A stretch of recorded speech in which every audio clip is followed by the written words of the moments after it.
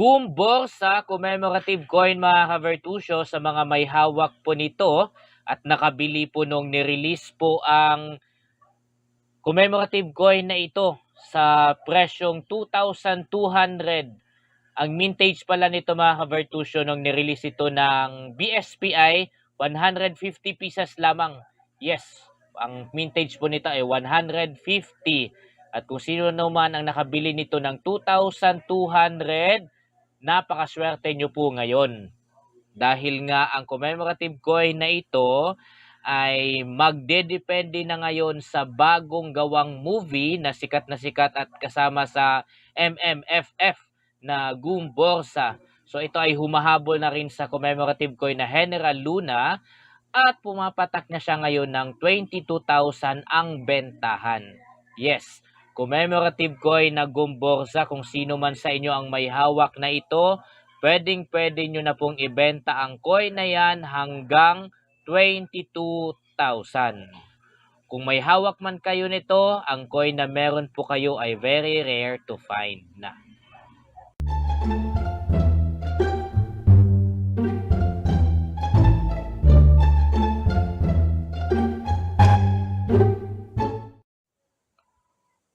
Horacio de la Costa, commemorative coin po ito mga ka-Vertusio. At ang face value po nito ay 1 piso. 1 piso lang po ito. Ito ay in commemoration of Horacio de la Costa sa kanyang 100 birthday celebration. At pinaniniwalaang ang mintage po nito ay nasa roughly 20,000 lang po ang ginawa po nito. Nasa 20,000 lang ang ginawa na mintage itong Horacio de la Costa. Price update po tayo mga ka-Vertusio. Pwede pong tingnan online. At ang best recommended ko na platform for buying or selling coins ay Carousel PH. Ito ay nasa 500 pesos hanggang 1,700 na po ngayon. Yes, 500 pesos hanggang 1,700 or exceeding sa 2,000. Kung meron po kayo nito, pwede nyo pong ibenta ng ganong presyo.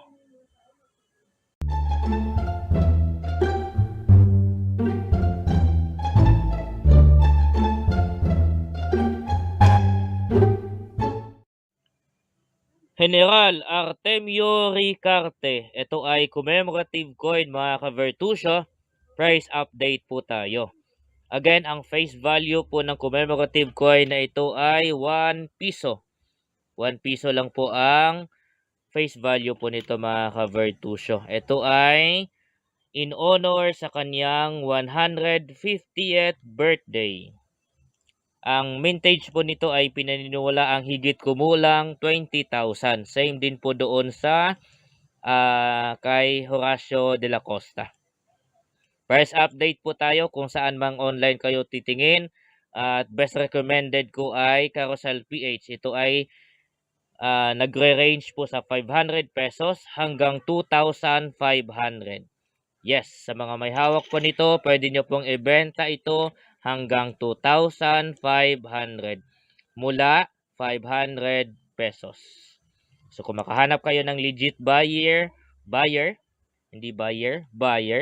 doon nyo po ay aalok. Okay?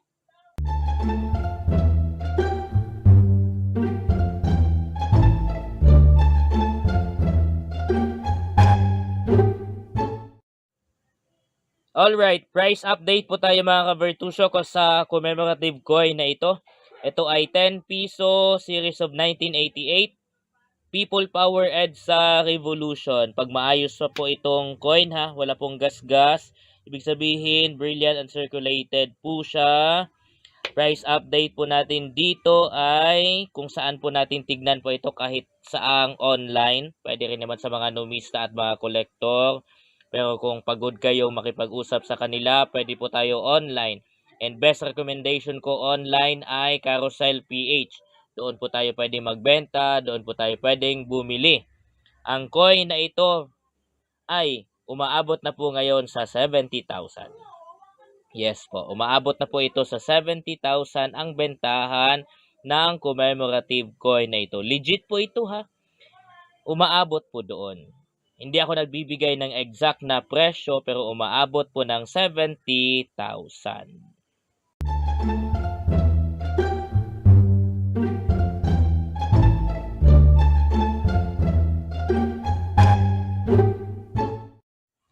Attention sa mga may coins na katulad po nitong nasa video at nakarinig sa ibang mga kolektor at mga numista na ito ay common coin daw pero gustong bilhin.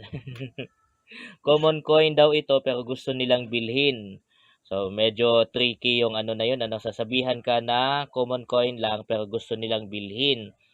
At sasabihin na ito ay nasa murang halaga lang kasi common coin lang daw ito. Ang best advice ko po dito ay huwag niyo pong ibenta. Siyempre, keep nyo na lang muna yan at maghintay tayo ng subastahan kasi ganun ang ginagawa po namin. Sa lahat ng mga coins na may mga sinabi ang mga numista na common coins lang po ito, hindi ko po binibenta sa kanila yung mga coins. Ang ginagawa ko, dinadala ko sa subastahan ng mga coins na katulad nito. Kasi yung mga lumang coin po kasi, nasa subastahan po ang hustisya ng halaga ng bawat isa po nito. Katulad na lang din sa ibang mga coins na meron ako nito na mga luma. Yan. So, dalhin na lang natin ito sa subastahan.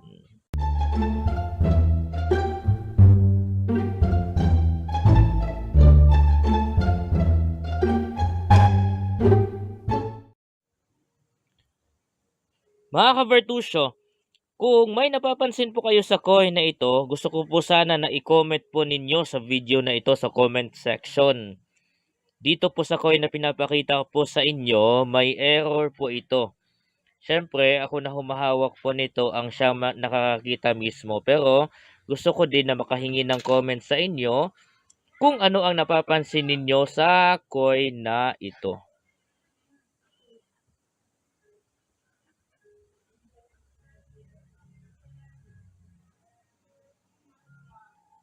Hindi po yan tampered, hindi po yan pinukpok.